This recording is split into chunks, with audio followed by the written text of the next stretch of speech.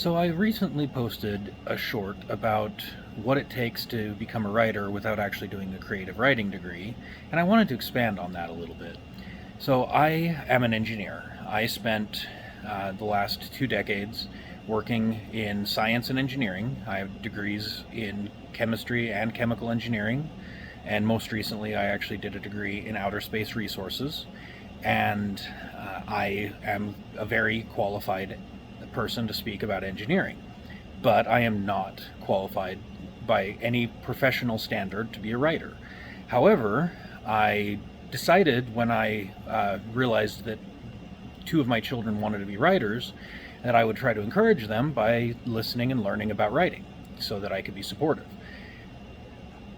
It was eye-opening because I realized that I also wanted to be a writer. I listened to the Writing Excuses podcast, I started watching YouTube videos, I started writing.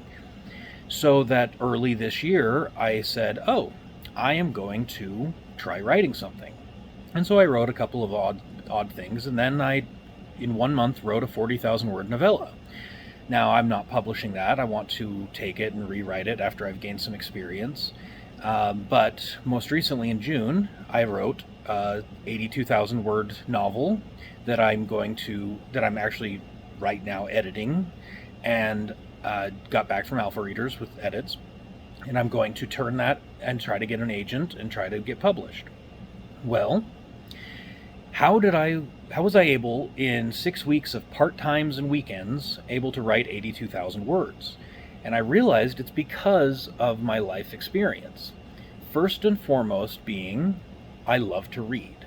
I have read and read and read. Now, that may be a challenge for a lot of people because reading a broad spectrum of things can be hard.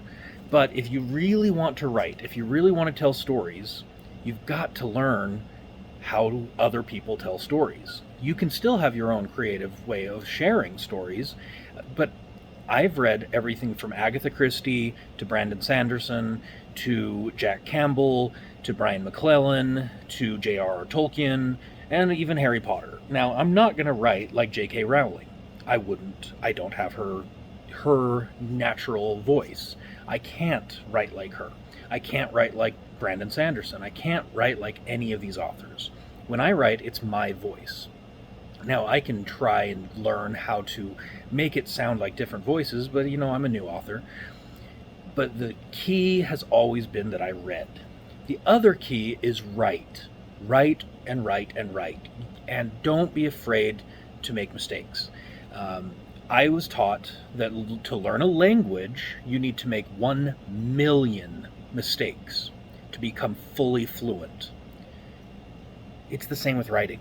Have you made your 1,000,000 mistakes yet? If you haven't made 1,000,000 mistakes, you are not yet done with becoming a writer.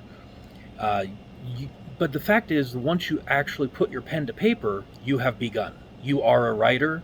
You are not a finished writer. You are not a Stephen King who can literally spit out books while he's sleeping and then walk to the bank and just rake in piles of cash and have Hollywood say, okay, we'll make it, even though it's about something ridiculous.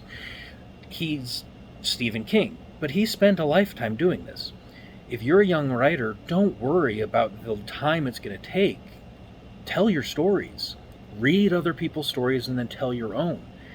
One of the great tips I've learned is tell other people's stories in your way. I'm going to take a movie called Charade, which if you have not watched Charade, it's excellent. One of the best thrillers ever. Charade has a great premise. I'm not going to spoil it because I don't want to give away the end, but I've decided I'm going to write it as a sci-fi fantasy crossover, and that's great. That's what are most modern retellings of Shakespeare, if not basically a twist on Shakespeare. You can tell plot is done. There are a lot of people that argue that you will never come up with a novel plot. That's okay, because humans don't care. We love to hear the same story twisted on its head a bit. We love to hear Star Wars told with wizards. Star Wars and Harry Potter are the same. I'm not going to detail it, but you can find videos that tell you. Star Wars and Harry Potter have the exact same plot. almost the exact same characters, and yet they're both entertaining. So how can you, as a young author, truly find success? First, you have to define your goal. Is your goal to tell stories, or is it to get published? If it's to get published, you're in for a lot of heartache and sorrow.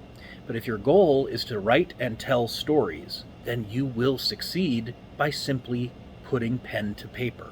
If your goal is to become better at the craft, you'll succeed by putting pen to paper and then revising and learning. But if you want to be an overnight Brandon Sanderson, you're not going to, because there was no overnight Brandon Sanderson. He wrote 12 novels before he got published, and that's okay. And I read one of the podcasts, they actually go through some of his first book that he wrote, and it was crap. And he's okay with that. And so my first writing is crap, and that's okay. And my first novel that I publish will not be my best novel. Neither is Brandon Sanderson's first novel that he published his best novel. Elantris is a great novel. It is not the equal to Stormlight Archive.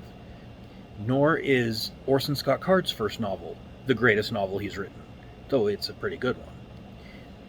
So every author you see improves in their craft, and so can you. And the other secret is they all read. Brandon Sanderson has a long reading list, and he makes it a point to read at least, I understand, every day. He spends some time reading. So if you think that you can become an author without reading, there are no authors that are authors without reading. We all read. And so take the time, give it a chance, and I think you will find great success if you just start by reading.